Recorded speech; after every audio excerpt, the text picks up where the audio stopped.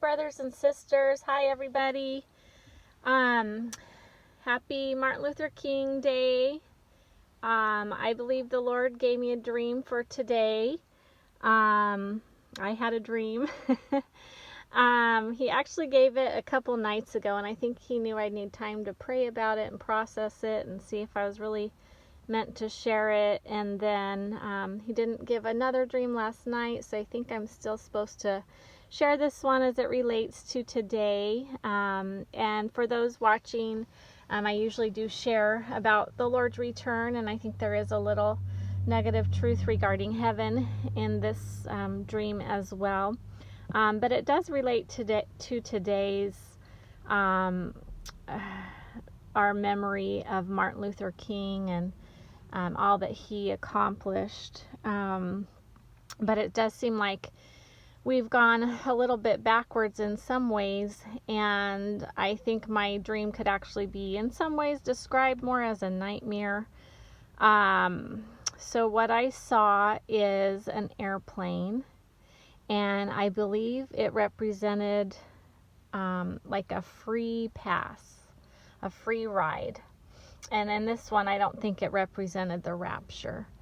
And the passengers were from an Asian country, except for my husband, who is black, and me, white. And we were flying through the sky. Where else would we be flying? And we were getting some dirty looks. And I noticed the dirty looks were going more for my husband. And then another plane pulled up alongside us and basically horribly assassinated him. But before he died, he said, at least I'll see my dog in heaven. And I was expecting him to say the name of one of his childhood dogs. But he said his dog's name was Taiwan. So I thought perhaps we were flying to Japan or somewhere in that area.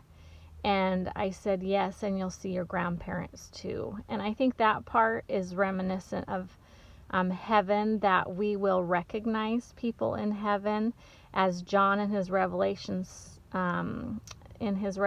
saw people from every tongue, tribe, and nation around the throne of God, and recognized them and their distinctness.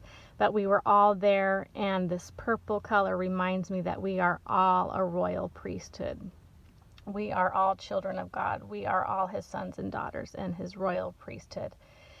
And so in that horrible moment, though, it brought him joy to know he would see his dog in heaven. And I think that is comforting to a lot of people, that there will be animals in heaven, and probably specific pets. So that, I believe, that is comforting to a lot of people. But I just think maybe my dream or nightmare might just be helpful, opening up minds as far as it's not always a black-white issue. When I heard Taiwan in my dream, I started looking up racism in Japan, and there had been a survey of the Chinese and the Koreans living there, and how much how many racist comments they had felt against them. And so the issue goes much broader, and so maybe that can be eye-opening to someone. But I pray that anyone listening would receive Jesus Christ as your Lord and Savior. He commands us to love one another, and he is very aware of crossing cultural boundaries, reaching out to the Samaritan woman. Even though he was born, he had to be born into a specific ethnicity, just as we all do, as he was born Jewish. And I have the privilege of working alongside a Jewish man, a Native American man, a Nigerian man.